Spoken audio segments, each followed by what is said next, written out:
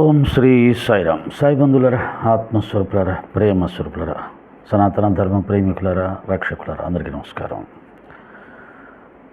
మొన్న అనుకుంటాను భాస్కర్ కిల్లి గారు శ్రీ సాయి సచ్చరిత్ర 18-19 అధ్యాయాలు. శ్రీ సాయి సచ్చరిత్రలో నేను బాగా ప్రేమించే అధ్యాయాలు 18-19 అధ్యాయాలు. సచిత్రం మొత్తానికి కూడా ఆ 2 అధ్యాయాలు హృదయం లాంటిది, గుండె లాంటిది. అలాగే సాధనాపరులకి, గురుభక్తులకి అది అత్యంత కీలకమైనటువంటి అధ్యాయాలు. అంటే గురుభక్తులకు సాధనను నేర్పించే అధ్యాయాలు. మోక్ష మార్గానికి గురువు ఆవశ్యకత. గురువు లేని వాడికి మోక్షమే లేదు. ఇది సాక్షాత్తు ఈశ్వరుడు చెప్పింది. సనాతన ధర్మంలో కూడా రామకృష్ణులు సైతం గురువులను ఆశ్రయించి సేవించి ఆత్మజ్ఞానాన్ని పొందారు అని చెప్తారు. అంటే వారికి ఆత్మజ్ఞానం లేదని కాదు. మానవ జాతికి అంతటికీ గురువు యొక్క ఆవశ్యకత తెలియచెప్పడానికి వారు అవతార పురుషులైన పరబ్రహ్మ స్వరూపులైన గురువును ఆశ్రయించారు. కాబట్టి గురువు యొక్క ఆవశ్యకత మనం తెలుసుకోవాలి. ఆ విధంగా గురువును ఆశ్రయించిన తర్వాత గురువుకు ధన మాన ప్రాణాలు సర్వస్వం సమర్పించి సేవ చేయాలి. అప్పుడే గురు అనుగ్రహం లభిస్తుంది. గురు అనుగ్రహం లభిస్తేనే ఆత్మజ్ఞానం మనకు లభిస్తుంది. ఇది శాస్త్రవాక్యం, గురువాక్యం, పెద్దల వాక్యం. రామకృష్ణాదులు ఆచరించి చూపించినటువంటి మార్గం. అటువంటి ఈ యొక్క గురు చరిత్రలో సచ్చరిత్రని ఆధునిక గురు చరిత్ర అని కూడా పిలుస్తారు. ముఖ్యమైన అధ్యాయాలుగా నేను భావించే వాటిలో 8వ అధ్యాయం, 16-17 అధ్యాయం. 8వ అధ్యాయంలో మానవ జన్మ యొక్క ప్రాధాన్యత చెప్పబడుతుంది. మానవ జన్మ యొక్క ప్రాధాన్యత తెలుసుకుంటే కానీ వైరాగ్యం రాదు, గురువు యొక్క ఆవశ్యకత తెలీదు, భగవంతుని యందు భక్తి కలగదు. కాబట్టి మానవ జన్మ యొక్క ప్రాధాన్యత ముందు తెలుసుకోవాలి. అలాగే ఈ శరీరం యొక్క అల్పత్వం, మలమూత్రాలతోటి నిండి రక్తమాంసాలతో నిండిన ఈ దేహమే నేననుకునే భ్రాంతిలో పడి మానవుడు సచ్చిదానంద స్వరూపమైన తన నిజతత్వాన్ని మర్చిపోయి అజ్ఞానానికి గురి అయ్యి ఈతి బాధల్లో చిక్కుకొని నరకయాతన అనుభవిస్తూ ఉంటాడు. కాబట్టి దేహం నేననే భ్రాంతి విడవాలంటే అసలు ఈ దేహం ఏమిటో తెలుసుకోవాలి. మానవ జన్మ అశాశ్వత్వము తెలుసుకోవాలి. ఈ 2 తెలుసుకున్న తర్వాత వీటి నుంచి ముక్తిని కలిగించి మన స్వస్వరూప జ్ఞానాన్ని ప్రసాదించే వాళ్ళు ఎవరు అని చూసినప్పుడు గురువు మాత్రమే అని శాస్త్రం చెప్తుంది. కాబట్టి గురువును ఆశ్రయించాలి. అలా అని నువ్వు గురువును ఆశ్రయించాలి అని అంటే ఎవరు గురువు, గురువు లక్షణాలు ఏమిటి అని తెలుసుకోవడం కూడా నీకు కష్టం. కాబట్టి నువ్వు ముందు పెద్దలు చూపిన మార్గంలో భగవదారాధన శ్రద్ధాభక్తులతో చెయ్యాలి. మన సనాతన ధర్మంలో చెప్పిన హరిహరులని శ్రద్ధాభక్తులతో అర్చించాలి. విఘ్నేశ్వర స్వామిని అర్చించాలి, జగన్మాతను అర్చించాలి. వీళ్ళందరూ ఒకటే అనే ఒక భావనను కూడా సంపాదించుకోవాలి. వారి అనుగ్రహం వలన, వారికి నువ్వు చేసే సేవ వలన వారు నిన్ను ఆశీర్వదించినప్పుడు నీ జీవితంలోకి ఒక ఉత్తమ గురువు ప్రవేశిస్తాడు. ఆ గురువు ప్రవేశించే వరకు నీకు భగవంతుడు అంటే తెలిసే జ్ఞానం కేవలం పుస్తక జ్ఞానం. ఆ గురువు నీ జీవితంలోకి ప్రవేశించాక భగవంతుడు అంటే ఏమిటో అనుభవ జ్ఞానం నీకు ప్రవేశిస్తుంది. అందుకనే కబీర్ దాస్ ఏమంటాడు, నాకు ఆత్మారాముని చూపించినటువంటి నా గురువు ఆత్మారాముడు ఇద్దరూ నాకు దర్శనమిస్తే నేను మొట్టమొదట నా గురువుకే నమస్కారం చేస్తాను. ఎందుకంటే ఆత్మారాముడు లభించటానికి కారణం నా గురువు లేకపోతే నేను ఆత్మారాముని దర్శించలేకపోయేవాడిని. కాబట్టి మొట్టమొదట గురువుకే నమస్కరిస్తాను అంటాడు. ఈ విధంగా మన సనాతన ధర్మంలో గురువు యొక్క ప్రాధాన్యత ఎంతో గొప్పది. దేవుడి కన్నా గురువు గొప్పవాడు అంటే అది అజ్ఞానం. సచ్చరిత్ర ఏం చెప్తుందంటే గురువు దేవుడు వేరు అనుకునేవాడు అజ్ఞాని. మరి గురువు దేవుడు ఎలా అవుతాడండి అని అంటే ఆ దైవ స్థాయికి, పరబ్రహ్మ స్థాయికి వెళితేనే ఆయన గురువు అవుతాడు. దురదృష్టం కొద్దీ ఏమవుతుందని ఇప్పుడు అందరూ గురువులే. పుస్తకాలు చదివి చెప్పే వాళ్ళని కూడా గురువులు అనుకుంటూ ఆత్మసాక్షాత్కారం పొందకుండానే పుస్తక జ్ఞానంలో ఉన్నవారినే గురువులు అనుకోవడంలో ఏమవుతుంది, వీళ్ళు కూడా మాలాగే ఉన్నారు, వీళ్ళు కూడా మాలాగే, వాళ్ళు పుస్తకాలు చదివారు, మేము పుస్తకాలు చదివాం, పుస్తకాలు చదివిపోతే అది చదివేస్తే అయిపోతుంది, వాళ్ళు గురువులు మేము గురువులమే కదా, మాకు అజ్ఞానం ఉంది, అహంకారం ఉంది, ఇంకా పూర్తిగా తెలియలేదు, వాళ్ళకు తెలియలేదు, కాబట్టి వాళ్ళ గొప్పతనం ఏముంది, కాబట్టి వాళ్ళని కూడా ప్రశ్నిస్తూ ఉంటారు, వాళ్ళని కూడా వ్యతిరేకిస్తూ ఉంటారు. ఏదో మాకంటే ముందు పుస్తకాలు చదివారు, మాకంటే ముందు పుస్తకాల విషయం తెలుసుకున్నారు, ఆ పుస్తకాల్లో ఉన్న విషయాల్ని మాకు అర్థమయ్యేలా చెప్పారు. ఇప్పుడు మేము కూడా పుస్తకాలు చదువుతున్నాం, మేము విచారణ చేస్తున్నాం, మాకు కూడా తెలుస్తుంది, డౌట్లు వస్తున్నాయి, కాబట్టి వాళ్ళు మేము ఒకటే. డౌట్ వచ్చినప్పుడు గురువుగారు తప్పు చేస్తున్నాడు అని అనిపించినప్పుడు వారిని కూడా ప్రశ్నించవచ్చు, ఇప్పుడున్నటువంటి అవగాహన. కానీ ఒక వశిష్ఠ మహర్షి గురుత్వము, ఒక విశ్వామిత్ర మహర్షి గురుత్వము, ఒక రమణ మహర్షి గురుత్వము, ఒక రామకృష్ణ పరమహంస గురుత్వము, వారి స్థాయిని ఆలోచించండి. ఇప్పుడు మనం అనుకుంటున్న ఈ పుస్తక జ్ఞానాలు, పుస్తకాలు చదివి చెప్పే గురువులని వారి స్థాయితో పోల్చగలమా? కాబట్టి గురువుల యొక్క స్థాయి రకరకాలుగా ఉంటుంది. పరబ్రహ్మతో సమానమైన స్థాయి ఉన్న గురువులు కూడా ఉంటారు. అటువంటి గురువుల విషయంలో ప్రశ్నిస్తే వాడు అజ్ఞాని, వాడి పాపంలో పడిపోతాడు, వాడు ఎప్పుడు జ్ఞానాన్ని పొందలేడు. ప్రశ్నించడం అంటే అసలు ప్రశ్నించనేయకూడదా అని అంటే ప్రశ్నించాలి, అది పరిప్రశ్న అలా ఉండాలి.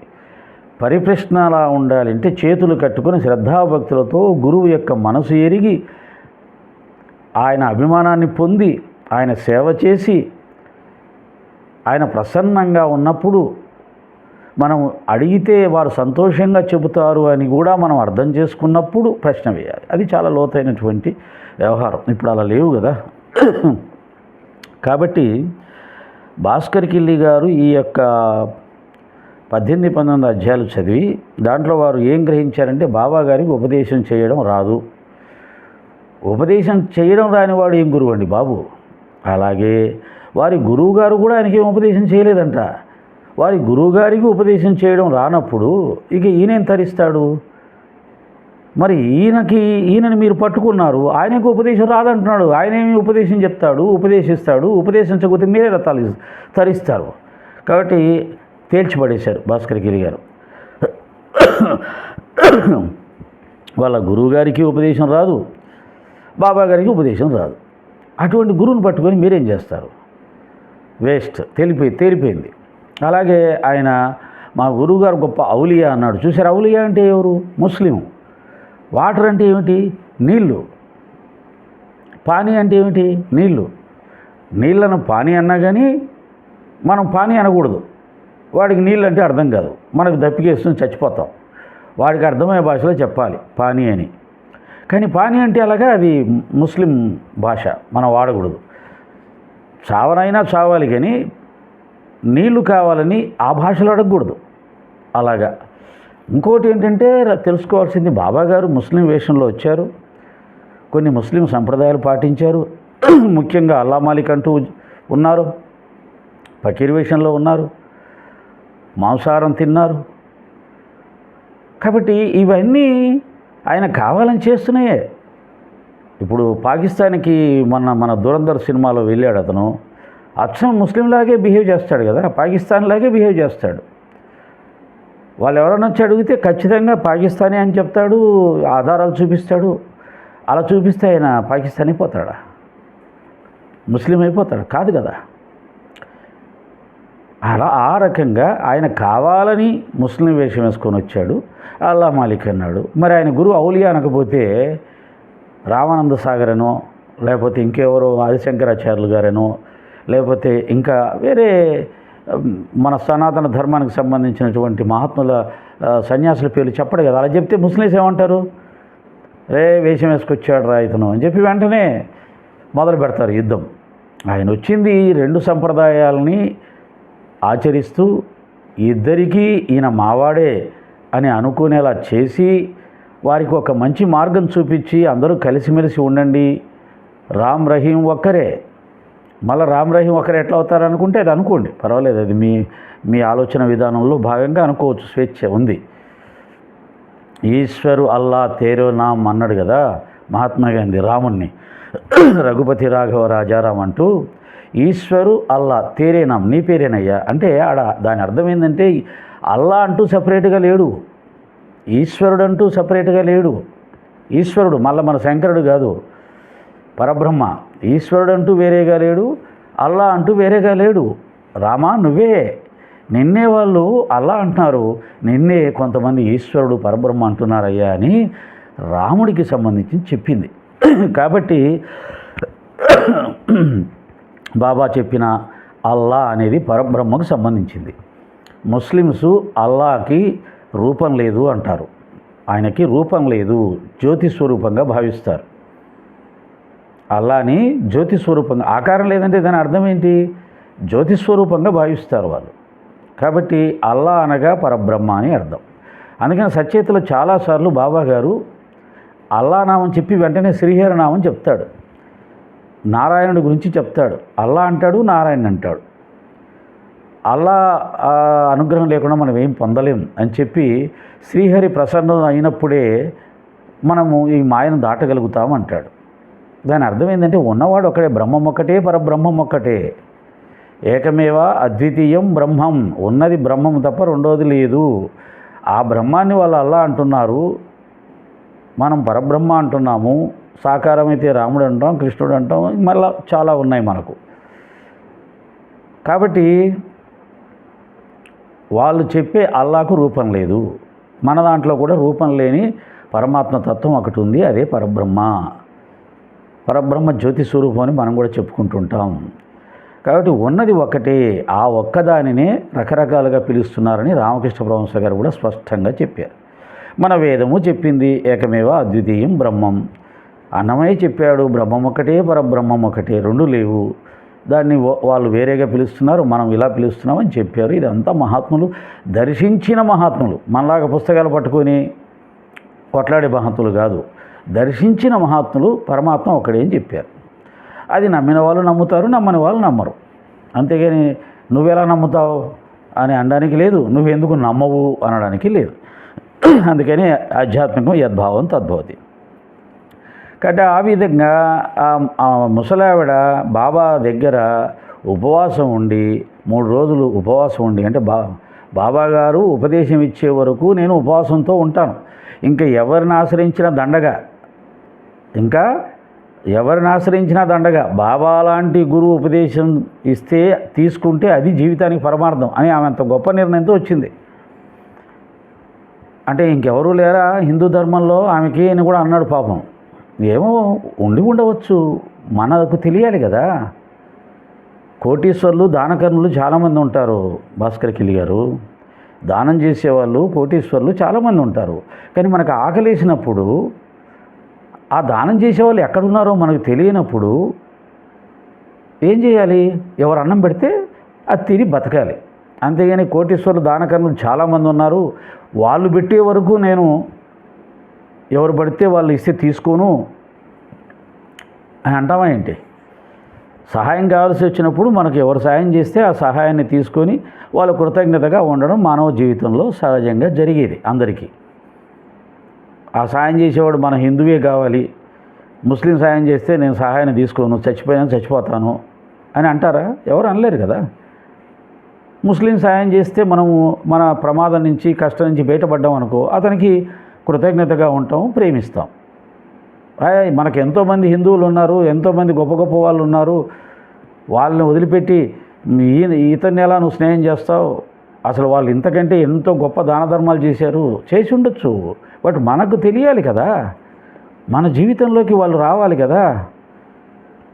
ఇలాంటివన్నీ ఆలోచించకుండా మనకు ఎంతోమంది ఉన్నారు, ఇప్పుడు కొత్తగా వచ్చిన ఆయన నువ్వు ఎలా పూజిస్తావు? కొత్తగా వచ్చిన ఆయనే మనకు పరిచయం అయ్యాడు, మన రుణానుబంధంగానో వేరే రకంగానో పరిచయం అయ్యాడు మన కష్టకాలంలో.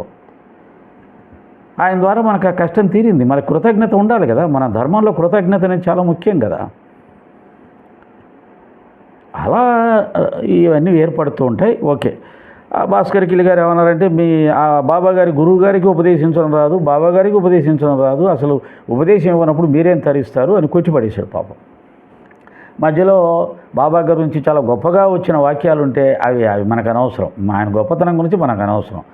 ఆయన ఎక్కడన్నా క్రిటిసైజ్ చేయడానికి అవకాశం ఉంటే దాన్ని మాత్రమే పట్టుకుంటాం, అది ఎస్టాబ్లిష్ చేస్తాం. చూసారా అని చెప్పి అందరికీ అది మన యొక్క ప్రస్తుతం లక్ష్యం. కాబట్టి ఆ దిశగా ఆయన చదువుకుంటూ వెళ్ళాడు. అయితే నేను ఆయన అభినందించేది ఏంటంటే చక్కగా అంతా చదివాడు. అంత గొప్ప గొప్ప వాక్యాలు ఉన్న చోట సాధారణంగా వ్యతిరేకించే వాళ్ళు చదవరు. ఆయన దాన్ని పట్టించుకోకపోయినా మొత్తం చదివాడు. ఆ చదువుతూ ఉంటే ఎంత బాగుందంటే వీణులు విందుగా ఉంది. ఎందుకంటే మన గురువు గారి గురించి భాస్కర్ కిల్లి గారు లాంటి వాళ్ళు చదువుతుంటే చాలా బాగుంది, చాలా బాగా చదివాడు. దానికి సంబంధించినటువంటి విషయాన్ని నేను ఇప్పుడు మీకు తెలియజెప్తాను. ఈరోజు మన గురువారం కదా, సత్యత్ర పారాయణం ఉంది కాబట్టి అయితే నేను ముందు ఆగిపోయిన దగ్గర నుంచి కాకుండా వారికి సమాధానంగా సచ్చరిత్రలోనే ఆ ముసలమ్మని పిలిచి బాబాగారు ఏమన్నారు అక్కడి నుంచి మనం పారాయణ చేసుకుందాం. వారికి కావాల్సిన సమాధానం అంటే దాన్ని ఇంకొక అసలు దాంట్లో ఉన్న రహస్యం ఏంటి, బాబాగారు ఉపదేశం ఎందుకు ఇవ్వలేదు, ఉపదేశం ఇవ్వలేదా, ఇచ్చాడా, బాబాగారి మార్గం ఏమిటి, ఇది తెలుసుకుందాం మనం.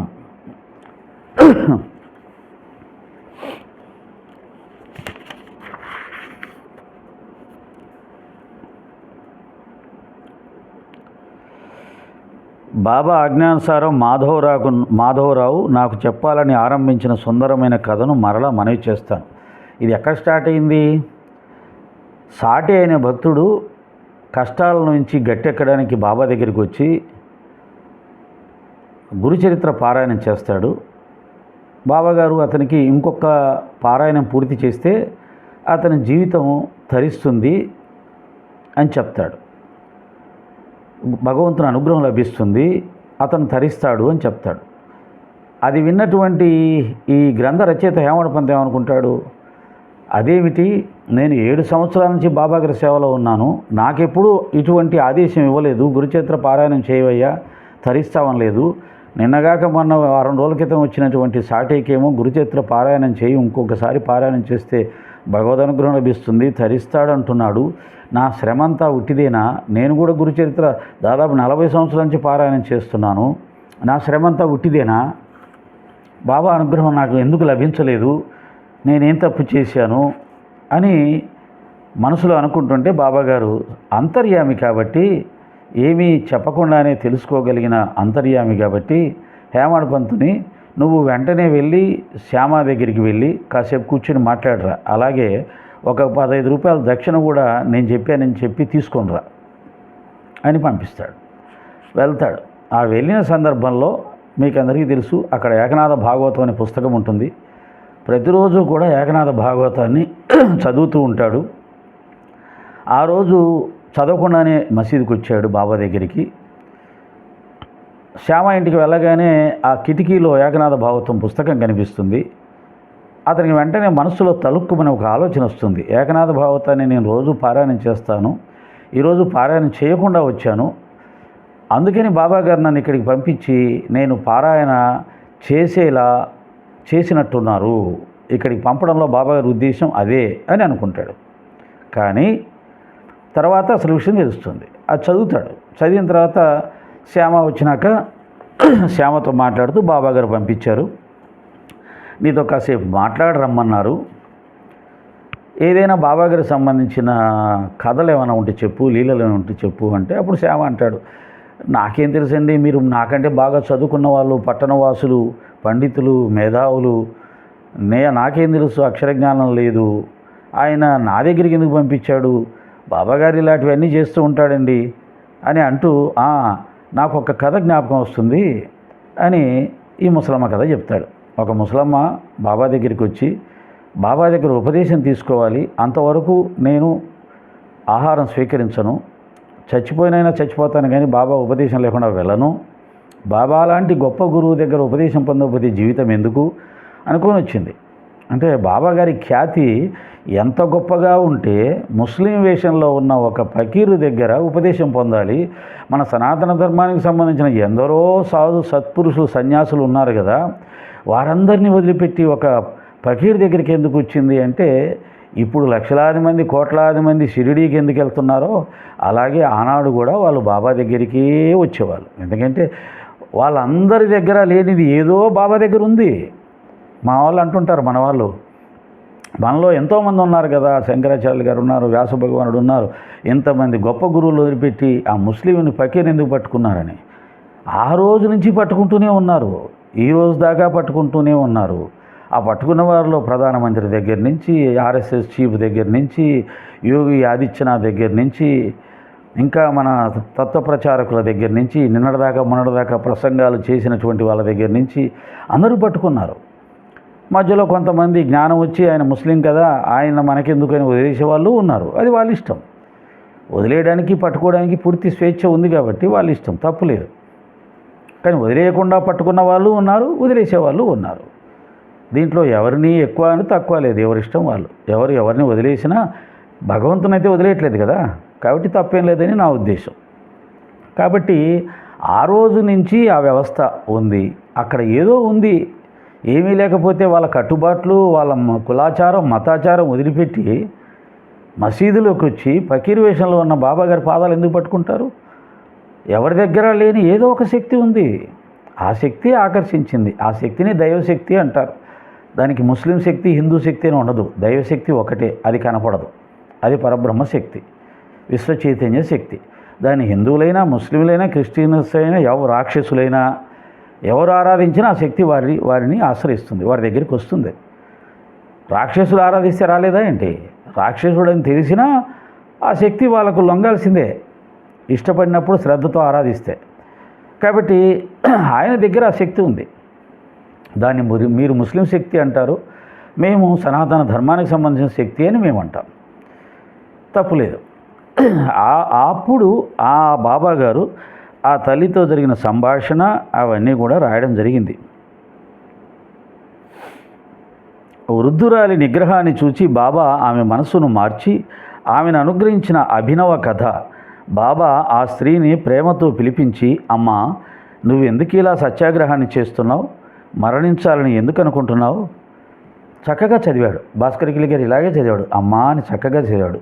అతని నోటి నుంచి ఈ పదాలు, ఈ మధురమైన పదాలు, ఆ అందమైన పదాలు, ప్రేమపూర్వకమైన పదాలు వస్తుంటే ఎంత బాగుందో. సాధారణంగా భాస్కర్ కాస్త చక్కగానే మాట్లాడతాడు కదా, వినయంగానే మాట్లాడతాడు, చక్కగా మాట్లాడతాడు, పాయింట్ టు పాయింట్ మాట్లాడతాడు. ఆయన కూడా వీళ్ళందరిలో ఉన్న నచ్చింది ఏంటంటే పాయింట్ టు పాయింట్ మాట్లాడతారు. ఆ పాయింట్ టు పాయింట్ మాట్లాడడమే నేర్చుకోవాలి. మనం కూడా వాళ్ళతో మాట్లాడాలంటే మనకు అవి రావు. మనమేమో భక్తులం, ఆధ్యాత్మిక మార్గం, వాళ్ళదేమో లౌకికం, మతం, దేశం. ఈ రెండు కొద్దిగా అంత పూర్తిగా కలవు. కొద్దిగా కలిసినా భక్తులు కూడా దేశభక్తి ఉన్నా, మతాభిమానం కొంత ఉన్నా, ఎందుకంటే మతాభిమానాలు ఇవన్నీ దాటుకొని పోతుంది భక్తి. దైవాభిమానం, భక్తుడికి భగవంతుడు తప్ప ఇంకేం మతం, కులం, ప్రాంతం ఏం ఉండదు. విశ్వమానవ ప్రేమ వచ్చేస్తుంది భక్తుడికి. కాబట్టి కొద్దిగా అక్కడే ఇబ్బంది వాళ్ళకి మనకి. బాబా ఎవరైనా ప్రౌఢ స్త్రీని అమ్మ అని, పురుషుల్ని అమ్మ అని, స్త్రీలని, ప్రౌఢ స్త్రీని అంటే వృద్ధ స్త్రీని, పెళ్ళైన స్త్రీని అమ్మ అని పిలుస్తాడంట. పురుషులని కాక, బాపు, బాయి అని మధురంగా పిలిచేవారు. అంటే కాక అంటే మరి అన్నానేమో, బాపు అంటే సోదర అనేమో, బాయి సోదర, బాపు అంటే మరి పెద్ద ఆయన, తాత, తండ్రి, ఇలాంటి ఇవన్నీ కూడా మరాఠీ భాషల పదాలు. వారి అంతరంగం ఎంత ప్రేమమయమో వారి పలుకు కూడా అట్లే మంజులము. మనం ఇవి చూడం. మనకి ఎక్కడో ఒక చోట 50-100 పేజీల దగ్గర ఒక కథలో, సందర్భంలో బాబా తిట్టినవి ఉంటాయి కదా, అవి మాత్రమే పట్టించుకుంటాం. మనం ఒక చరిత్రలో, ఒక గ్రంథంలో ఒక విషయాన్ని మనం తీసుకొని, ఇదిగో చూసారా బాబా తిట్టాడు అని సచ్చరిత్రలో కానీ ఇంకో గ్రంథంలో కానీ చూపించినప్పుడు, దాన్ని ప్రామాణికంగా చూపించి ఆయన వ్యక్తిత్వాన్ని మనం చెప్పినప్పుడు, ఇంకొక చోట ఉన్నటువంటి దానికి విరుద్ధమైనటువంటి ప్రవర్తన ఉన్నప్పుడు దాన్ని కూడా తీసుకొని చెప్పాలి. చూసారా ఇక్కడ బాబాగారు ఎంత ప్రేమగా పలకరించాడో, ఎంత మధుర వచనాలను ప్రయోగించాడో. అంటే బాబాగారిలో మనకు 2 రకాలు కనపడుతున్నాయి. ఒక చోట కోపం వచ్చినప్పుడు ఇష్టం వచ్చినట్టు తిట్టేస్తారు, ఇంకొక చోట ప్రశాంతంగా ఉన్నప్పుడు చాలా ప్రేమగా పలకరిస్తారు. అయితే కోపం వచ్చినప్పుడు ఎందుకు కోపం వచ్చింది, ఎందుకు అరిచాడు అని చూసినప్పుడు ఒక్కొక్క కారణం ఉంది. అక్కడ ఒక వ్యక్తి దుర్మార్గమైన ఆలోచనతో వచ్చాడు కాబట్టి ఆయన అరిచాడు, ఆ తిట్లను ప్రయోగించాడు, అతనిలో ఉన్న దుర్మార్గమైన గుణాన్ని ఆయన తిట్టాడు అని క్లారిఫై అయిపోతుంది. ఎందుకంటే అందులో రాయబడి ఉంటుంది అది. ఇక్కడ మరి ప్రేమగా మాట్లాడాడంటే ఆ వచ్చిన వ్యక్తి మంచివాళ్ళు, మంచి ఉద్దేశంతో వచ్చారు కాబట్టి వారిని ప్రేమతో పలకరిస్తున్నాడు. అండ్ ఇలా మంచి వాళ్ళతో ప్రేమగా ఉండడం, చెడ్డ గుణాలు ఉన్న వాళ్ళని ఆ గుణాలని తొలగించుకోమని అరవడమే తప్ప వాళ్ళ మీద కోపం కాదు. తండ్రి బిడ్డలు అరిస్తే కోపం కాదు, ఆ బిడ్డని సంస్కరించే ప్రయత్నంగా అరుస్తాడు, మళ్ళీ ఎత్తుకుని ముద్దాడతాడు. ఇది అర్థం చేసుకునే విధానం. సరేనా? వారి అంతరంగం ఎంత ప్రేమమయమో వారి పలుకు కూడా అలాగే మంజులం. దీనదయాళువైన శ్రీ సాయి దీనదుర్బలుల యందు కరుణ కలిగి ఉంటారు. ఆమెను పిలిచి ఆమె ఎదుట కూర్చుండబెట్టుకొని తమ గురుత్వం యొక్క గుప్తమైన తాళం చెవిని ప్రేమగా ఆమె చేతికి ఇచ్చారు. ఇది చదివారు ఆయన, కానీ ఇది అర్థం కాదు ఆయనకి. ఆయన ఏం చేశాడు? ఆమె అనుకున్న ఉపదేశం ఇవ్వాల, కానీ గురుతత్వంలోని గుప్తమైన రహస్యమైనటువంటి సాధనా మార్గం ఏదైతే ఉందో ఆ సాధనా మార్గాన్ని, అంటే ఏ తాళం అయితే తీస్తే, తాళం చెవితోటి తాళం తీస్తే లోపట నిధి లభిస్తుందో ఆ తాళం చేయి ఇచ్చాడు. అంటే గురు మార్గంలో ఏ సాధన చేస్తే ఆత్మసాక్షాత్కారం అవుతుందో ఆ రహస్యమైన తాళం చెవి తీసి ఇచ్చాడు అని క్లియర్గా అర్థం చేసుకుంటే తెలుస్తుంది. అదేమిటో ముందుకెళ్తే తెలుస్తుంది. ప్రేమగా ఆమె చేతికి ఇచ్చారు. ప్రపంచంలోని దుఃఖాలను ఉపశమింప చేయటానికి, భక్తి చెకువరాల దప్పికను తీర్చడానికి చిద్ఘనులైన సాయి కురిపించిన ఆనంద రసాన్ని సేవించండి. ఈ పదాలు వింటేనే మనసు పరవశించిపోతుంది. చిద్ఘనులు అంటే దాని ఒకసారి అర్థంలో ప్రవేశించండి, దాని భావాన్ని ఒక్కసారి ఊహించండి, మీరు ఎక్కడికి వెళ్తారో తెలుస్తుంది. మనం ఏదైనా చదివినప్పుడు ఆ పదం యొక్క భావాన్ని తెలుసుకోగలిగినప్పుడు, తెలుసుకున్న తర్వాత ఆ భావనలతోటి మనసును అనుసంధానం చేసినప్పుడు అప్పుడు తెలుస్తుంది ఆ గ్రంథం యొక్క గొప్పతనం ఏంటి, రచయిత యొక్క గొప్పతనం ఏంటి. అవి పదాలు కాదు, అవి అలా దొర్లించుకుంటూ పోయి పదాలు కాదు. మనం అందులో రత్నాలు నేర్చుకోవాలి. రాళ్ళ నేర్చుకుంటే ఎలాగా? మీరు కేవలం సచేతలో రాళ్ళ కోసం పరిగెడుతున్నారు, అలా రత్నాలు ఉన్నాయి. చిద్ఘనులైన సాయి కురిపించిన ఆనంద రసాన్ని సేవించండి. ఆనంద రసం ఎలా ఉంటుంది? ఎక్కడ ఉంటుంది ఆనందరసం? పిబరే రామరసం. అది ఆనందరసం అంటే రాముడే, ఆత్మారాముడే. ఆత్మారాముడు లభిస్తాడు. ఆత్మారాముడు లభించే మార్గం బాబా చూపిస్తున్నాడు. మళ్ళీ అది మాది, మా హిందువులది, మా సనాతన ధర్మం, దాన్ని ఎందుకు? ఎవరు చూపిస్తే ఏమి? మన ఆనందాన్ని చూపిస్తున్నాను, మన రామునే చూపిస్తున్నారు కదా, ఎవరైనా చూపించని. మీరు అనుకున్నట్టు వాళ్ళ అల్లాని చూపిస్తే మాట్లాడదాం, కొట్లాడదాం. మాకెందుకే అల్లాతోటి? మాకు అల్లాంటి అర్థం కాదు, మా రాముడు మాకున్నాడు కదా. కాబట్టి ఆయన మన రామునే చూపిస్తున్నాడు.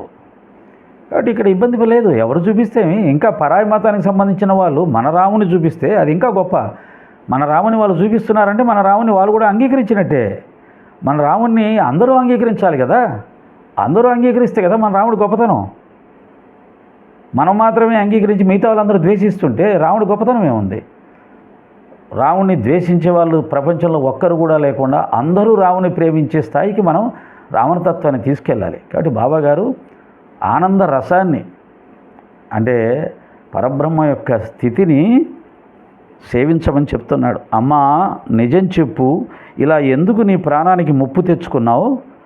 నేను రొట్టె ముక్కలు నడుక్కునే పకీర్ను మాత్రమే. ఇది విషయం. చూసారా, మళ్ళీ పకీర్ అన్నాడు. రొట్టె ముక్కలు నడుక్కునే పకీరు నేను. తనను తాను తగ్గించుకోవడం, తనను తాను తగ్గించుకుని వాడు హెచ్చించబడును. ఇది అన్ని ధర్మాలు చెప్పబడింది. రామచంద్రుడు ఏమన్నాడు? నేను మానవుణ్ణి అన్నాడు. కాదయ్యా, నువ్వు సాక్షాత్ పరబ్రహ్మవి అని ఋషులు అన్నారు.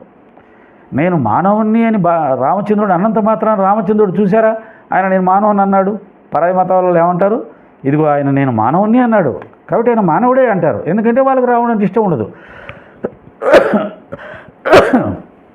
కానీ ఆయన మానవుణ్ణి అన్నంత మాత్రాన మానవుడు ఎలా అవుతాడు? మానవుడైతే ఆయన పాద ధూళి సోకగానే ఒక రాయి తన యొక్క అపవిత్రతను పోగొట్టుకొని పాపాన్ని పోగొట్టుకొని పరమపావనమైన స్త్రీమూర్తిగా ఎలా అయ్యింది? 16 ఏళ్ల బాలుడిగా ఉన్నాడు అప్పుడు రాముడు. అటువంటి రాముడి పాదధూళికి అంత శక్తి ఎలా వచ్చింది? అది పరబ్రహ్మ స్వరూపం కాబట్టే పరబ్రహ్మ పరమ పావనమైనటువంటి వాడు కాబట్టే పాపాలను ప్రక్షాళన చేయగలిగినటువంటి శక్తి పరబ్రహ్మకు ఉంటుంది కాబట్టే ఆయన పాద ధూళి సోకగానే రాతి నాతిగా మారిపోయింది. రాముడు పరబ్రహ్మ లక్షణాలని దర్శింపజేసినవి రామాయణంలో కొన్ని ఉన్నాయి. ఆయన నేను మానవుడిని చెప్పినా ఆయన అన్ని చోట్ల మానవుడిగా ప్రవర్తించలేదు. ఎత్తడానికి వీలు కానటువంటి శివధనుస్సును అవలీలగా ఎత్తాడు. ఎత్తడమే కాదు, పుట్టుక్కుని ఎరగొచ్చాడు. అది ఎలా సాధ్యమైంది? 16 ఏళ్ల బాలుడికి పరబ్రహ్మ కాబట్టే. అదొక్కటే కాదు, భార్గవరాముడు ఇదిగో చాదనైతే దీన్ని ఎత్తు అని విష్ణు చాపాన్ని ఇస్తే అవలీలగా దాన్ని ఎత్తి తన యొక్క విష్ణు స్వరూపాన్ని దర్శనం చేయించి అతని అహంకారాన్ని తొలగించాడు. మరి ఇక్కడ ఆయన మానవుడా? సాక్షాత్తు నారాయణగా దర్శనం ఇచ్చాడు కదా. విష్ణు చాపాన్ని ఎలా ఎత్తాడు? పరబ్రహ్మ కాబట్టే. అంటే ఇలాంటి పరబ్రహ్మ లక్షణాలు రామాయణంలో మీకు దర్శనమిస్తాయి. కానీ ఆయన మానవుడిగా నటించాడు. అవసరమైనప్పుడు నారాయణ తత్వాన్ని చూపించాడు. ఇవి చూసి ఋషులు నిర్ణయం చేసుకున్నారు, అమ్మ ఆయన మామూలు మానవుడు కాదు అని. ఆ తర్వాత మనకు అర్థమైంది. అలాగే బాబాగారు నేను పకీర్ని ముస్లిం అనంత మాత్రం ముస్లిం కాదు. అయ్యా నువ్వు ముస్లిం అయితే నీ పాదాల దగ్గర గంగాయములు ఎలా పుట్టాయి? నువ్వు ముస్లిం అయితే నీటితో దీపాలు ఎలా వెలిగించగలిగావు? నువ్వు ముస్లిం అయితే విష్ణు సహస్రనామాన్ని అంత గొప్పగా ఎలా ప్రేమించగలుగుతావు? నువ్వు ముస్లిం అయితే ఒక భక్తురాలి చెవిలో రాజారాం అనే మంత్రాన్ని ఎలా బోధిస్తావు? మరి మంత్రం ఏది బోధించాడు అన్నావు కదా. ఆయనకి ఏ మంత్రం తెలియదు, తంత్రం తెలియదు, అసలు ఉపదేశించ రాదన్నాడు. మరి కాపాడే భార్య చెవిలో రాజారాం మంత్రం ఉపదేశించాడు. మరి ఎందుకు ఉపదేశించాడు? రానన్నవాడు. మరి ఉపదేశించిన మంత్రం ఏంటి? రాజారాం, అల్లా మాలిక్ కాదు. ఆయన ముస్లిం అయితే చెవులో కదా చెప్పింది, అమ్మ అల్లా మాలిక్ అనుకో తరిస్తావు అనేవాడు. ఎవరు వింటారు? అలాగే నేను చెప్పిన ఈ మంత్రం ఎవరికైనా చెప్పావంటే తల పగిలి చస్తావని కూడా చెప్పేవాడు. ఎందుకంటే మళ్ళీ అలా చెప్తే మళ్ళీ హిందువులకు కోపం వస్తుంది కదా, అలా చెప్పేవాడు. ఇప్పుడు చాలామంది గురువులు అలా చెప్తున్నారు శిష్యులకు చెవిలో, ఓ 10 లక్షలు తీసుకురా, ఈ విషయం వరకు అని చెప్పావా గురుద్రోహం చేసిన వాడు అవుతావు అంటారు. అలా ఉంటాయి కదా ఇప్పుడున్న గురువుల వ్యవహారాలు. కాబట్టి బాబాగారు రాజారాం అనే మంత్రం బోధించాడు. ఇక్కడ రొట్టె ముక్కలు నడుకునే పకీర్ని అనడంలో తనను తాను తగ్గించుకుంటూ నేను ఒక పిచ్చివాడిని, నా దగ్గరికి ఎందుకు వస్తారు, నా దగ్గర ఏముంటుంది అని చెప్పడం. దత్తాత్రేయ స్వామిని ఆయన మహత్తును గుర్తించి దర్శించడానికి వచ్చిన వాళ్ళకి ఇటువంటి పరీక్షలు పెట్టేవాడు. ఆయన ఆ పరీక్షలో నెగ్గిన వాళ్ళకి అనుగ్రహం కురిపించేవాడు. బాబాగారి పద్ధతి అంతే అర్థం చేసుకుంటే. ఆయన ఇంకా ఏమన్నాడు? నేను రొట్టె ముక్కలు నడుక్కునే పకీర్ను మాత్రమే నాపై దయ చూపించమ్మా. ఎవరు? బాబాగారు. ఆమె ఈయన పైన దయ చూపించాలంట. ఆమెమో 3 రోజులు ఆయన దగ్గర ఉపవాసం ఉండి ఆయన దగ్గర ఏదన్నా ఉపదేశం పొంది తరించాలని ఆమె వస్తే ఈయన ఉన్నాడు, అమ్మా నాపై దయ చూపించు అన్నాడు. అంటే ఇప్పుడు ఎవరు ఇక్కడ గురువు? ఆమె గురువా, బాబా శిష్యుడా? దీన్ని కూడా అలాగే తీసుకోవాలి కదా. చూసారా, నాపై దయ చూపించు అంటున్నాడు. ఇంక ఈయన ఏం చేస్తాడు?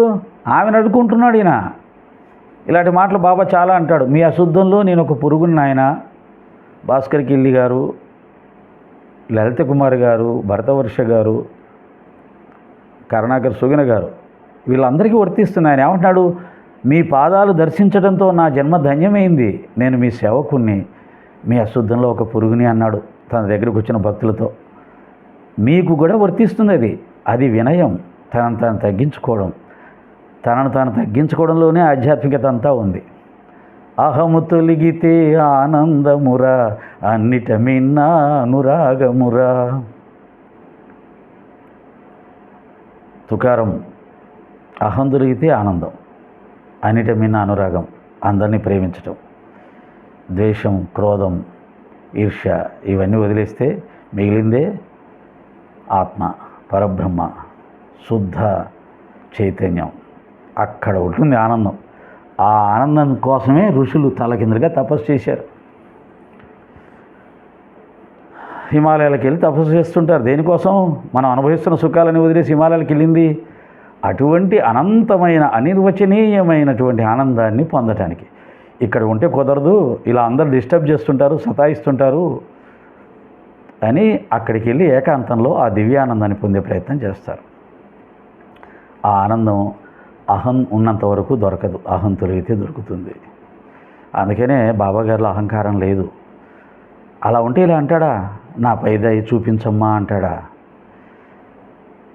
ఎవరి దగ్గర లేనిది ఉంది కాబట్టి హాజీ సిద్దిక్ పాల్కే అనే ఒక ముస్లిం వ్యక్తి, కోటీశ్వరుడు, బాబా అనుగ్రహం కోసం 9 నెలలు వెయిట్ చేశాడు. ఎవరి దగ్గర లేనిది ఆయన దగ్గర ఉంది కాబట్టి కాకాసాహెబ్ దీక్షిత్ అనే మన సనాతన ధర్మంలో గొప్ప వ్యక్తి, గొప్ప లాయర్ల కంపెనీకి యజమాని, లండన్లో చదివాడు, బొంబాయిలో నివాసం ఉంటాడు, బొంబాయి లెజిస్లేటివ్ సభ్యుడు, పెద్ద మేధావి, గొప్ప జ్ఞాని, పూర్తిగా బొంబాయిని వదిలేసి షిరిడీలో వచ్చి ఒక వాడా కట్టుకొని బాబా సేవలో జీవించాడు. ఏదో ఒక అద్భుతమైనటువంటి ఆ పరమ చైతన్యం అనుభవంలోకి రాకపోతే అంత త్యాగం చేయగలుగుతారా? ఇంకా బాబా ఏమంటున్నాడు, నేను నిజంగా నీ బిడ్డను, నీవు నా తల్లివి. పరమ సుఖాన్ని కలిగించే ఒక విషయాన్ని నీకు చెప్తాను, శ్రద్ధగా విను. ఇది బాబాగారి అసలు స్వరూపం. ఏంటంటే మనతో మాట్లాడే విధానం. ఆడవాళ్ళైతే, అమ్మా నువ్వు నా తల్లివి, నేను నీ బిడ్డను, నాపై దయ చూపించు, ఇలా ఉంటుంది. కోప్పడే సందర్భం, వాళ్ళని ఉద్ధరించే సందర్భం, వాళ్ళలో ఉన్న అజ్ఞానాన్ని పోగొట్టే సందర్భం. బాబాగారి గురుత్వంలో ఉన్న ఈ విశిష్టత అర్థం చేసుకున్న వాళ్ళు ఎంతోమంది, ఎందరో దేవతల ఆరాధకులు, ఎన్నో మతాలకు సంబంధించిన, మార్గాలకు సంబంధించిన వాళ్ళు కూడా బాబా దగ్గర లభించిన ఈ జ్ఞానాన్ని చూసి ఆశ్చర్యపోయి, ఇది మరెక్కడా లభించలేదు, ఈ అహాన్ని తొలగించుకునే మార్గం బాబా దగ్గరే మనకు లభిస్తుంది అని బాబాని ఆశ్రయించారు. ఆ మార్గం రామకృష్ణ పరమహంస దగ్గర లభిస్తుంది, రమణ మహర్షి గారి దగ్గర లభిస్తుంది. అందుకని ఈ ముగ్గురిని నేను ఈ కాలానికి సంబంధించిన త్రిమూర్తులుగా భావిస్తూ ఉంటాను. శ్రద్ధగా విను. మా గురువు గొప్ప ఔలియా. ఔలియా అంటే సత్పురుషుడు. దాని అర్థం నెట్లో కొట్టి చూడండి. ఔలియా అంటే సత్పురుషుడు, యోగి, ఈ పదాలు వస్తాయి. పానీ అంటే వాటరు. ఆ ముస్లిం పదాలు చూడగానే ఇంకా బాబా ముస్లిం అనేయాలి అంటే అలాగా. ఏదేమైనా బాబా గారిని ముస్లిం అనిపించి హిందూ సోదరులని బాబా గారి దగ్గరికి నుంచి దూరం చేసి సనాతన ధర్మానికి దగ్గర చేసి రామకృష్ణ శివ మారుతి రూపాలకు దగ్గర చేయాలని మీ ప్రయత్నాన్ని అభినందిస్తున్నాను. మీ ప్రయత్నం విజయం కావాలని కూడా కోరుకుంటాను. నిన్న ఒక సోదరు నాకు ఫోన్ చేసి మాట్లాడితే ఇదే విషయం చెప్పా. సార్, మేము ఏదో యుద్ధం చేస్తాం, మేమందరం కలిసి మా రాముడిని, మా సనాతన ధర్మాన్ని కాపాడుకోవడానికి మీరు మంచి వాళ్ళైనా సరే మీతో మేము యుద్ధం చేస్తాం. మీరు శత్రుపక్షంలో ఉన్నారు, భీష్ముడు మంచివాడైనా సరే యుద్ధం చేసామంటే సంతోషం, హ్యాపీగా యుద్ధం చేయండి, మీకు విజయం లభించాలని కోరుకుంటున్నాను. ఎందుకని మీరు నేను అందరం సనాతన ధర్మానికి సంబంధించిన వాళ్ళే. మీరు విజయం సాధిస్తే దాని అర్థం ఏంటి? మీరు విజయం సాధిస్తే సాయి భక్తులు అందరూ రామభక్తులు అవుతారు, కృష్ణ భక్తులు అవుతారు, శివభక్తులు అవుతారు, ఆంజనేయ స్వామి భక్తులు అవుతారు. అంతేనా? వాళ్ళందరూ మా ఆరాధ్య దైవాలే కదా. మేము ఇప్పటికీ వారిని ఆరాధిస్తున్నాం కదా. ఇక్కడ పేరు మారవచ్చు, రూపం మారవచ్చు, కానీ మీరు ఆరాధిస్తున్నాయి అన్నీ కూడా మాకు ఆరాధ్య దైవాలే. వాళ్ళు ఎక్కడ పక్కకు పోవట్లేదు. సముద్రాలన్నీ కలిసే ఉంటాయి, కానీ ఎర్ర సముద్రము, నల్ల సముద్రము, హిందూ సముద్రము, ఇలా పేర్లు ఉన్నాయి, కానీ అన్నీ కలిసే ఉంటాయి. అంతా ఒకటే. అలాగే ఏం పర్వాలేదు, మీరు చేసే ప్రయత్నం విజయం సాధించినా నాకు ఆనందమే. మా సాయి భక్తులు అందరూ రామభక్తులుగా మారిపోయినా నాకు ఆనందమే. ఆ అబ్బాయి మాట్లాడుతూ, సార్ మీకు 60 దాటి ఉండొచ్చు, మీరు చాలా టెన్షన్ పడుతున్నారు, మా వాళ్ళు మిమ్మల్ని బాగానే ఇబ్బంది పెడుతున్నారు, ఆరోగ్యం జాగ్రత్తగా చూసుకోండి, మీరు మంచివాళ్ళు అని రకరకాలుగా నా మీద ప్రేమ వర్షం కురిపించాడు. కాసేపు మళ్ళీ భయపెట్టాడు. సార్, మీ వెనకాల ఏమన్నా జిహాదీ సంస్థల సపోర్ట్ ఏమైనా ఉందా? ఆధ్యాత్మిక జిహాదీ ఏమన్నా ఉందా? ఏమైనా చేస్తున్నారా మీరు అన్నాడు. అలాంటి ఏమైనా ఉంటే చూడవయ్యా, సాక్ష్యాలు దొరికితే తీసుకెళ్ళి బొక్కలు దోపించేద్దాం, పోలీసులకు రిపోర్ట్ ఇచ్చేయండి, ఎందుకు వదిలిపెట్టాలి, అలాంటి ఏమన్నా ఉంటే చూడండి అని చెప్పాను నేను కూడా. అలా చక్కగా నిన్న మంచి సంభాషణ జరిగింది.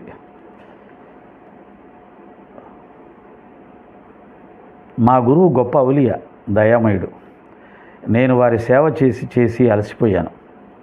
కానీ వారు నా చెవిలో ఏ మంత్రాన్ని ఉపదేశించలేదు. వారిని ఎన్నడూ వదిలిపెట్టకూడదని నా దృఢమైన నిశ్చయం. దీన్ని సహనం అంటారు, విశ్వాసం అంటారు. ఎంత శ్రమ పడైనా వారి నోటి నుండి మంత్రాన్ని గ్రహించాలని నా కోరిక. కానీ వారు ముందు నన్ను దోచుకున్నారు. అంటే నా ప్రేమను పొందారు. ఆయన అంటే నాకు అలయమాలిన ప్రేమ. ఆయన విడిచి జీవించలేను. 2 పైసలని యాచించారు. 2 పైసలు అడిగారంట వాళ్ళ గురువుగారు. వాని నేను వెంటనే ఇచ్చేశాను. మంత్రాల కొరకు ఎంతగానో ప్రార్థించాను. మా గురువు ఏ కోరికలు లేనివారు. వారికి 2 పైసలతో ఏం పని? ఇది విషయం. గురువు లక్షణం ఏంటంటే ప్రపంచంలో వారికి దేనిపైన కోరిక ఉండకూడదు. ధనం, కీర్తి, ఇతర సుఖాలు, భోగాలు, ఐశ్వర్యం దేని మీద ఉండకూడదు. వారిని పూర్ణ గురువులు అంటారు. ఇప్పుడు గురువులు అలా ఉన్నారు చూడండి. అన్ని కోరికలే. ఆ యజ్ఞం చేద్దాం, ఈ యజ్ఞం చేద్దాం, ఆ యాగం చేద్దాం, ఈ యాగం చేద్దాం, ఆ ఆశ్రమం కడదాం, ఈ ఆశ్రమం కడదాం, అవి తీసుకురండి, ఇవి తీసుకురండి, మొత్తం తీసుకురండి. వేల ఎకరాలు, వందల ఎకరాలు, ఇన్ని కోరికలు ఉంటాయి. ఇన్ని కోరికలు ఉంటే గురువు ఎలా అవుతాడు? గురువు అంటే బాబాలా ఉండాలి. పాడుబడిన మసీదులో జీవితాంతం ఆ పాడుబడిన మసీదు అంతే. తలుపులు లేవు, తాళాలు లేవు, మట్టి మిద్దె. అదే గోనపట్ట. ఆయన వేషం మారలేదు, భాష మారలేదు. అదే చినిగిన కఫిని, అదే వారం రోజులకో స్నానం, తర్వాత రోజు చేసి ఉండొచ్చు. స్నానంతో ఆయనకే సంబంధం. పాదాల దగ్గర గంగాయములు పుట్టిస్తే అది మేము గంగాయములు అనుకుంటామండి. మీరు వేరే ఉట్టి నీటి ధారలు అనుకోండి. నీరు అంటే గంగా. మళ్ళీ దానికి మనం పవిత్రమైన కాశీ గంగనా మీరు అలా అంటారా? అనవాకండి. నీటిని గంగా అంటారు. గంగా అనగా నీరు. కాబట్టి ఆయన పాదాల దగ్గర నీటి ధారలు పుట్టాయి. కాబట్టి అంతటి పరమపావనమైనటువంటి గురుమూర్తికి స్నానంతో అవసరమే ఉంది. నన్ను దోచుకున్నారు. 2 పైసలను యాచించారు. వాడిని నేను వెంటనే ఇచ్చేశాను. మంత్రాల కొరకు ఎంతగానో ప్రార్థించాను.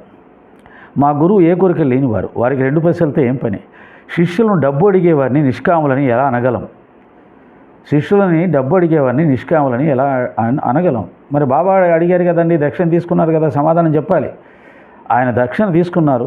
దానికి అనేక కారణాలు ఉన్నాయి. ఆ కారణాలు నమ్మిన వాళ్ళు నమ్ముతారు, నమ్మిన వాళ్ళు నమ్మరు. బట్ ఆ దక్షిణ మొత్తం సాయంత్రానికి పేద సాధలకు, ఇతరులకు పనిచేసేవారు. ఒక్కొక్కరికి 50 రూపాయలు ఇచ్చేవారు, ఒకరికి 20 ఇచ్చారు, ఒకరు 10 ఇచ్చారు, 2 ఇచ్చారు, 1 ఇచ్చారు. బడే బాబాకు 50 ఇచ్చేవారు. చూసారా, ముస్లింకి మొత్తం ఇచ్చేసాడు, చాలా ఎక్కువ ఇచ్చాడు, మిగతా వాళ్ళకి తక్కువ ఇచ్చాడు అనొచ్చు, తప్పేం లేదు. ఎందుకు ఆయనకి 50 ఇచ్చాడు, ఎందుకు మిగతా వాళ్ళకి 20 ఇచ్చాడు తెలియదు. మీరు దాన్ని పాయింట్అవుట్ చేయొచ్చు, అది ఆయనకు తెలుసు. కానీ అందరికీ ఇచ్చాడు, అది విషయం.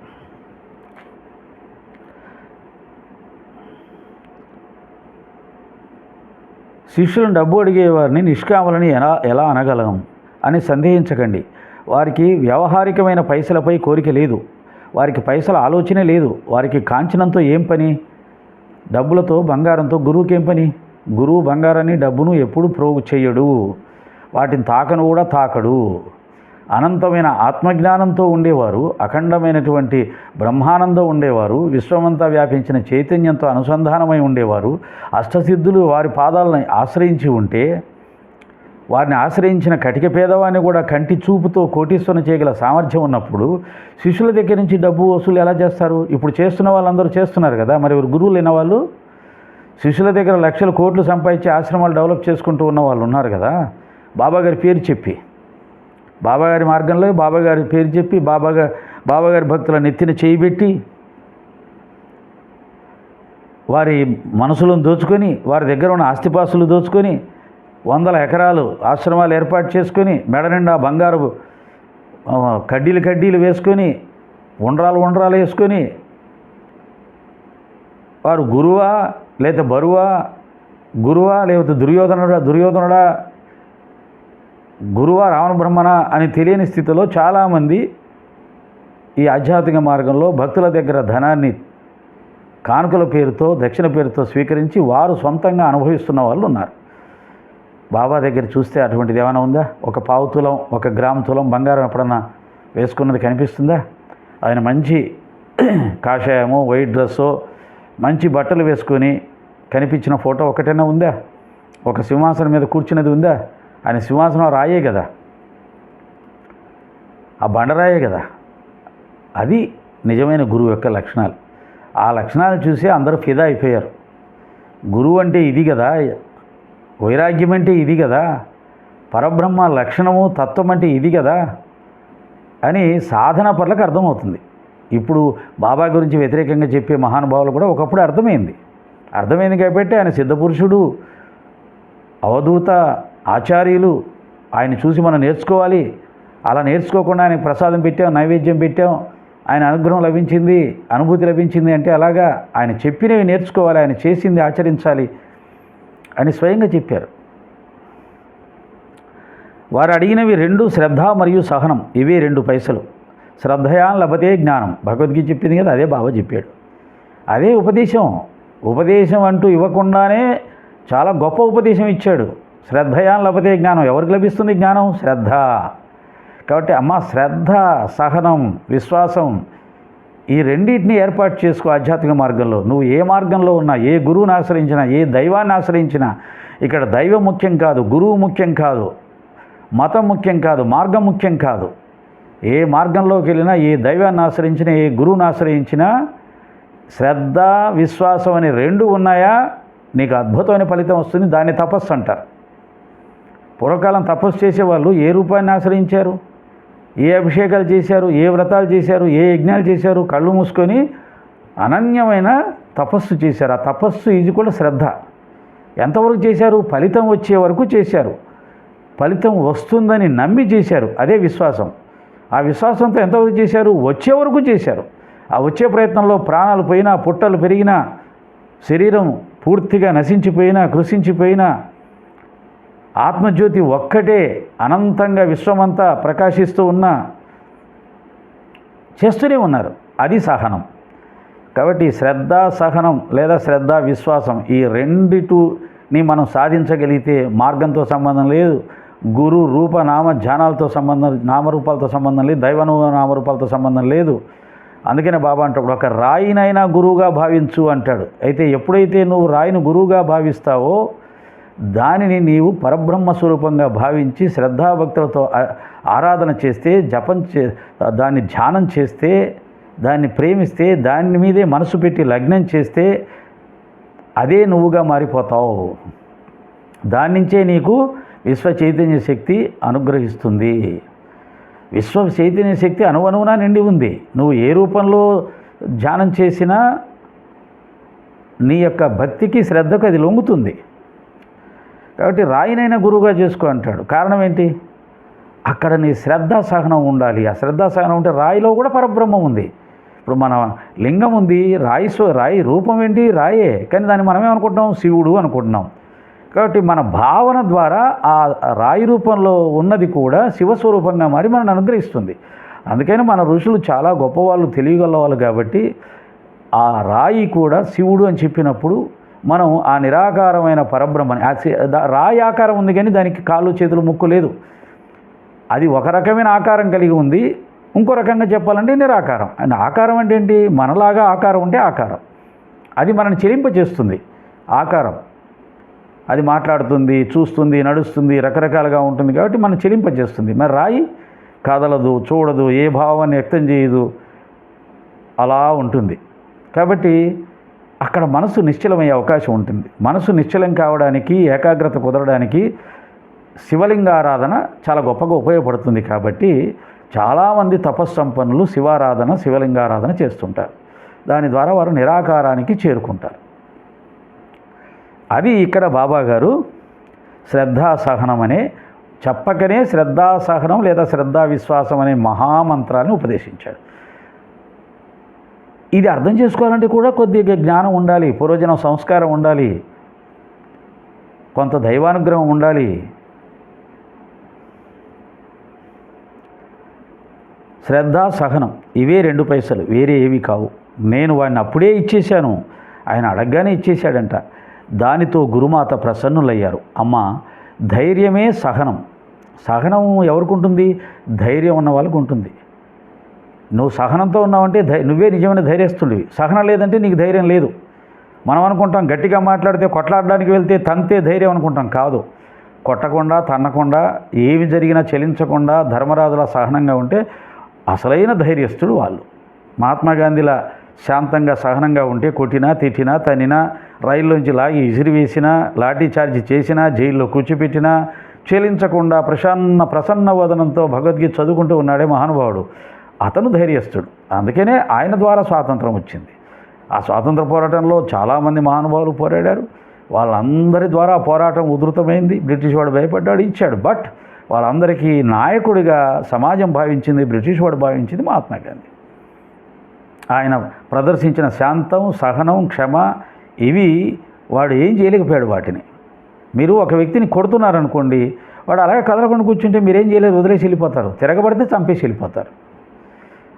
కనుక సహనమే విజయం సాధిస్తుంది చివరికి.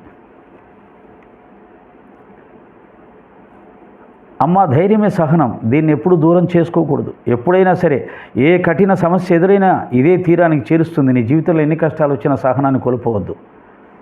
అలాగే ఎవరు ఎన్ని మాటలన్నా సహనాన్ని కోల్పోవద్దు.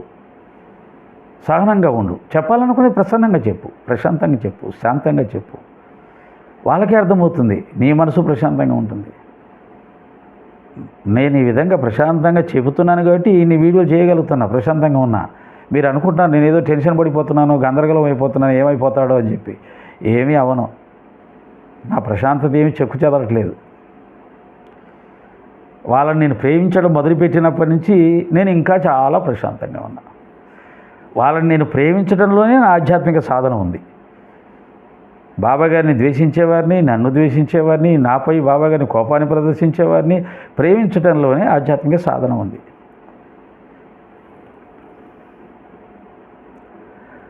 పురుషులలోని పౌరుష శక్తి అయిన ఈ సహనం పాపతాప దైన్యాలు నివారిస్తుంది. పురుషులలోని పౌరుష శక్తి ఏది? మనం అనుకుంటాం పౌరుషం అంటే ఎవడన్నా ఒక మాట అంటే వాడిని కొట్టడమో, వాడు 10 మాటలు అంటే మనం 100 మాటలు అనడమో, దీన్ని పౌరుషం అంటాం. కానీ బాబాయ్ అన్నాడు పౌరుష శక్తి అంటే సహనం. ధర్మరాజు, సత్యహరిశ్చంద్రుడు, శ్రీరామచంద్రమూర్తి వీళ్ళందరూ సహనాన్ని ఆకాశమంత ఎత్తున ప్రదర్శించారు. రామచంద్రుడు క్షత్రియుడు కాబట్టి ధర్మరక్షణార్థం అప్పుడప్పుడు యుద్ధానికి దిగేవాడు. కానీ ధర్మరాజు క్షత్రియుడే. కానీ ఆయన సహనం ఎంతటి గొప్ప సహనం! ఆ సహనాన్ని కృష్ణుడు ఏమని చెప్పాడు? ఆ సహనం వల్ల ఎంత గొప్ప శక్తి వస్తుందన్నాడు. అలుగుటయే ఎరుంగని అజాత శత్రువే అలిగిన నాడు సాగరములన్నీ ఏకము కాకపోవు, ఈ కర్ణులు 10,000 అని నొత్తురు సత్తురు రాజరాజ. ఎవరి శక్తి అది? ధర్మరాజులోని సహన శక్తి. అది సాయినాథుల వారు ఆ ముసలమ్మకి ఇచ్చిన అద్భుతమైనటువంటి 2 మహామంత్రాలు. అందుకనే బాబా గారికి ఆ పక్క ఈ పక్క శ్రద్ధ సహనం ఉంటుంది. అది సాధించిన వాళ్ళు ఇహపరాలను అతి సులభంగా సాధిస్తారు.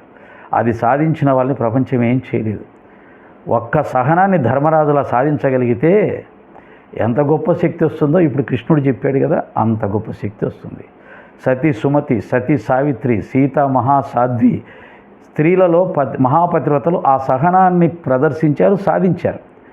కాబట్టి సతీ సుమతి సాధించిన సహనం ఆమెకి ఎంత శక్తినిచ్చింది? సూర్యనారాయణని శాసించే శక్తినిచ్చింది. వచ్చావా తల పగిలి ముక్కలై చచ్చిపోతావా నిన్ను దెబ్బకు భయపడిపోయి రాల పైకి. అది సతీ సుమతికి ఇచ్చినటువంటి శక్తి. సతీ అనసూయకి ఇచ్చిన శక్తి త్రిమూర్తుల్ని పిల్లల్ని చేసి పడేసింది. ముగ్గురమ్మలు కూడా ఆ తల్లికి నమస్కారం పెట్టి శరణు వేడారు. సీతమ్మ తల్లికి ఎంత శక్తినిచ్చిందో సహన శక్తి? గడ్డి పరక అడ్డంగా పెట్టి ఒరే అది దాటిరారా నీ దమ్ముంటే అంటే 10 తల రావణాసురుడు కూడా గజగజ వణికిపోయాడు. అది సీతమ్మ తల్లికి ఇచ్చినటువంటి సహన శక్తి. బాబా బోధించిన మహామంత్రాలు 2 మంత్రాలు. ఆ 2 మంత్రాలు ఎంత గొప్ప మంత్రాలు అర్థమైందా? ఇప్పుడు వాళ్ళ గురువుగారు ఉపదేశించలా, కానీ 2 పైసలు అడిగాడు. ఆ 2 పైసలు శ్రద్ధా సహనం. ఆ శ్రద్ధ సహనాల శక్తి ఏమిటో నీకు అర్థమైందా? అది ఉపదేశం అంటే. బాబా అల్లాటప్ప అందరిలాగా చెవులో మంత్రం చెప్పే గురువు కాదు, మా మార్గం వేరు. మరి రాజారాం అనే మంత్రం ఎందుకు చెప్పాడు? వెంటనే అడుగుతారు. స్థాయి, అర్హత. ఆ తల్లి స్థాయి మంత్రోపదేశం జపించుకునే స్థాయి, ఈ తల్లి స్థాయి అది దాటింది. గురువు అనన్యమైన గురుభక్తిలో జీవితాన్ని చరితార్థం చేసుకునే అర్హత ఆ తల్లికి ఉంది. అందుకు కదా 3 రోజులు ఉపవాసం ఉండి చావుకు కూడా సిద్ధపడింది. అదే అర్హత. పురుషుల్లోని పౌరుష శక్తి అయిన ఈ సహనం పాపతాప దైన్యాలను నివారిస్తుంది, యుక్తి ప్రయుక్తులతో ఆపదను తొలగిస్తుంది, భయభీతులను నెట్టివేస్తుంది, కీర్తి ప్రతిష్టలను కలిగించేది ఈ సహనమే. ఇప్పుడు నేను చెప్పిన మహాపతివ్రతలు ఎంత కీర్తివంతులయ్యారు? యుగాలు గడిచిపోయినా ఆ తల్లుల్ని తలుచుకుంటున్నామంటే ఆ సహనమే. ధర్మరాజు గారి గొప్పతనాన్ని తలుచుకుంటున్నామంటే ఆ సహనమే. మహాత్మా గాంధీని మన దేశానికి మహాత్ముడు అని కీర్తించేలా చేసింది ఇటువంటి ఒక వ్యక్తి భూమి మీద నడయాడాడు అని అంటే నమ్మలేని వ్యక్తిత్వం మహాత్మా గాంధీది అని చెప్పి ఐన్స్టీన్ లాంటి వ్యక్తులు చెప్పారు అని అంటే, భారతదేశం రూపాయి మీద ఆ మహానుభావుడి బొమ్మను మనం చూస్తున్నాము అంటే ఎంత గొప్ప లక్షణాలు లేకపోతే, ఎంత గొప్ప శక్తి లేకపోతే ఆయనకు ఆ స్థాయి వస్తుంది. కొంతమందికి నచ్చకపోవచ్చు, ఓకే, వారి ఆలోచన విధానం వారిది. అతివాదులు మితవాదులు అని ఉంటారు కదా, తప్పులేదు. వారి అభిప్రాయాన్ని కూడా గౌరవిద్దాం. అదే సమయంలో వీరి అభిప్రాయాన్ని కూడా గౌరవించడం నేర్చుకోవాలి. అంతేగాని నాదే కరెక్టు, నేను చెప్పిన వినాలి, నేను చెప్పిన మార్గమే రావాలి అని అనడం అజ్ఞానం, అహంకారం. అది దేవుడు మెచ్చడు.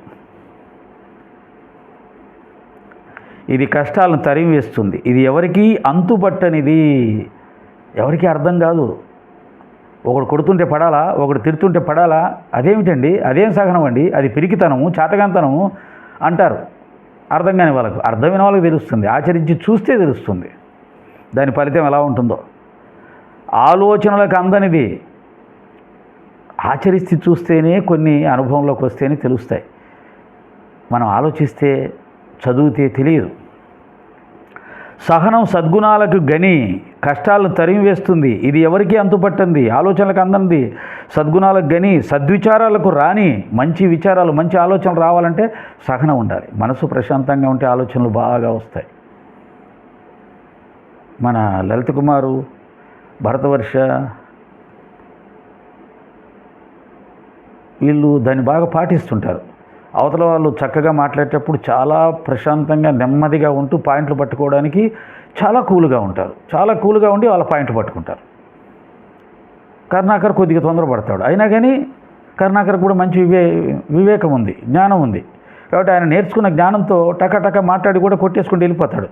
కానీ లలిత కుమారు మంచి సైలెంట్గా అవుతాడు. అవతల వాళ్ళు కొద్దిగా బాగా మాట్లాడుతుంటే సైలెంట్ అవుతాడు, చాలా నెమ్మదిగా ఉంటాడు. భాస్కర్కి వెళ్ళి కొద్దిగా అటు ఇటు అన్నీ ఉంటాయి, కొద్దిగా తొందరపాటు ఉంటుంది. నిన్న పారాయణం చేసినట్టే, చూసారా బాబాగారికి ఉపదేశం ఏం రాదు, చూసారా వాళ్ళ గురువుగారికి ఉపదేశం రాదు, చూసారా అసలు ఈయనను పట్టుకుంటే మీకేం రాదు, వచ్చేయండి పక్కకు వచ్చేయండి అని చెప్పి అలా తొందరపడుతుంటాడు. సహనం సద్గుణాలకు గని, సద్విచారాలకు రాని. శ్రద్ధ మరియు సహనం ఈ రెండూ స్నేహంగా ప్రాణానికి ప్రాణంలో ఉండే అక్క చెల్లెళ్ళు. శ్రద్ధ ఉన్న చోట వాడికే సహనం ఉంటుంది, సహనం ఉన్నవాడికే శ్రద్ధ ఉంటుంది. ఈ రెండు అక్క చెల్లెలు. ఆచరిస్తే తెలుస్తుంది. ఇంకా ఎక్కువ విశ్లేషణ చేస్తే ఎక్కువైపోతుంది కదా. ఇప్పటికే టైం 58 నిమిషాలు అయినట్టుంది. సహనం లేకపోతే మనుషుల పరిస్థితి దైన్యం. ఎవరికైతే సహనం లేదో వాడి జీవితం వృధా, వాడి సంసారం వృధా. వాడికి సహనం లేని వాడికి ఆనందం లేదు, సహనం లేని వాడికి విజయం లేదు. సహనం లేనివాడు ఎంత గొప్పవాడైనా వాడిని ఎవరు మెచ్చరు. సహనం లేదంటే అర్థం ఏంటంటే కోపిష్టి, ప్రతి చిన్నదానికి ఎగురుతూ ఉంటాడు. వాడి దగ్గర ఎవరు ఉంటారు?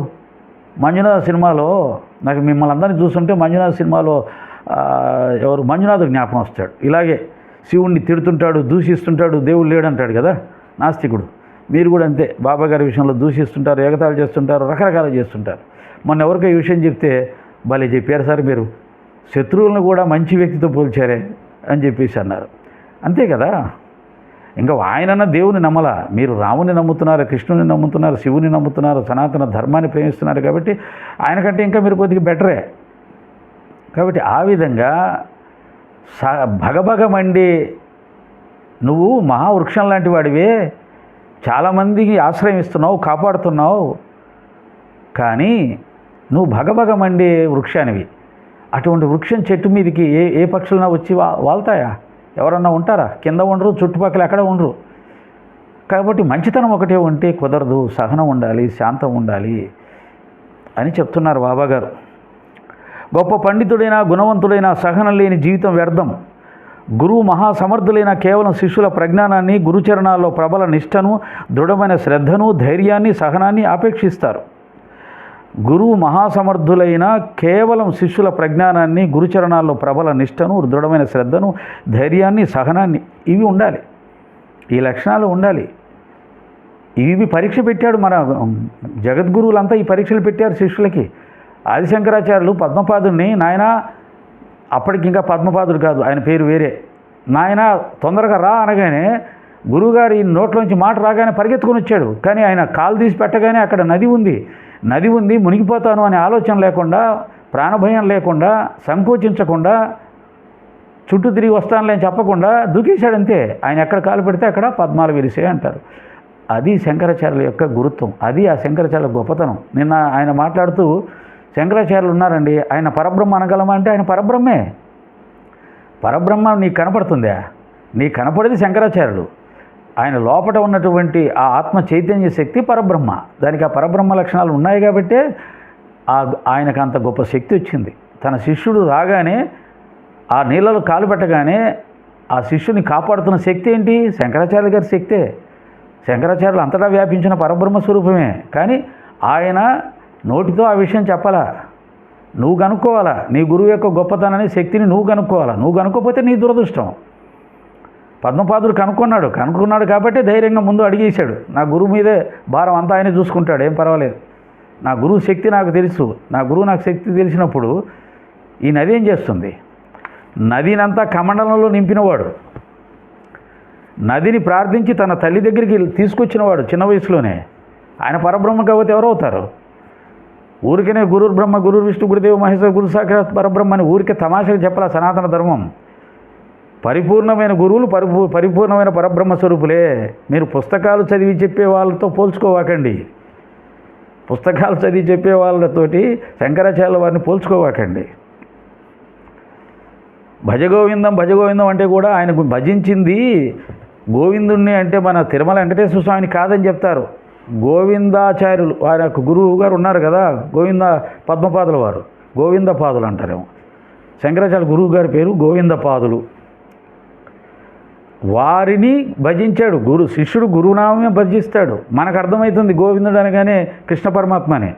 భజ గోవిందం భజ గోవిందం గోవిందం భజ మూఢమతే. గోవిందుని భజించమన్నాడు. ఆయన గురువుని గొప్పతనం. మన్నాదో శ్రీ జగన్నాథో మద్గురు శ్రీ జగద్గురు మమాత్మ సర్వభూతాత్మ తస్మై శ్రీ గురవే నమః. నా గురువుని జగద్గురువుగా భావించుకోమని చెప్తుంది శాస్త్రం.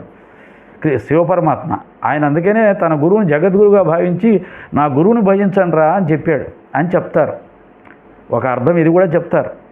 కాబట్టి గురువు పరబ్రహ్మ స్వరూపుడు అనుకున్న వాడికే గురువు అర్థమవుతాడు, వాడు కూడా గురుస్థాయికి ఎదుగుతాడు.